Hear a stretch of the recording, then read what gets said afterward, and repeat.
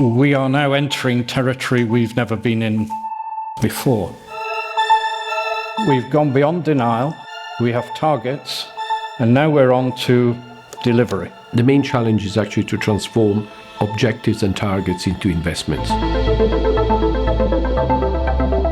We require massive investments in infrastructure, in networks, in renewables, hydrogen, and all of this will need to be financed, and that's where policy and regulation becomes essential. The problem is that still today, some of the prices do not reflect fully the externalities. We're trying to get there, but we are in a hurry. Clean Spain or a clean Europe in a dirty world is not a solution. A lot of European jobs depend on relationships with China and India, not least through supply chains.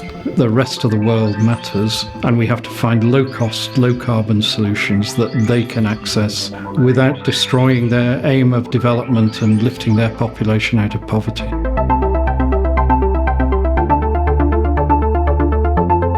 La cuestión reclama regulación. Existen un montón de factores que difícilmente, y por lo menos en el corto plazo, se pueden resolver solo por las fuerzas del mercado. Energy Prospectives fits very well in the IESE's objective to be a meeting point of academicians, experts in the industry, and politicians to envision the way ahead. Y aquí aparece lo que podríamos llamar un dilema que se añade al trilema clásico, la absoluta necesidad de hablar de regulación y competitividad. If we have a system of 70+% of renewable generation, and this is what Europe needs to get to 2030, then you cannot have 70% of the market being irrelevant. They get basically a guaranteed revenue, so they have no incentive in trying to help the system. The incentive that they have is to maximize their production, irrespective of the value of this production for the system. They have to compete with all the alternatives.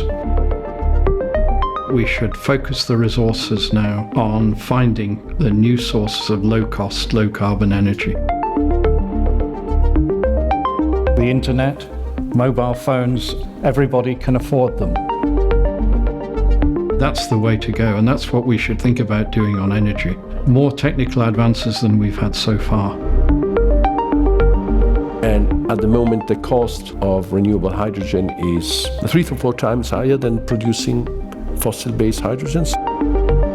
Some of the ambitions that Europe set for itself are unlikely to be met, at least in 2030. So I think what we need is a vision. What we're trying to do in the UK is a national energy lab, which is looking at the areas of the highest potential. Demand response is probably the cheapest way of providing flexibility to the system. Energy storage, grid-level storage, which is large-scale, fusion, direct air capture. I think these are the big things that are going to make a difference over time.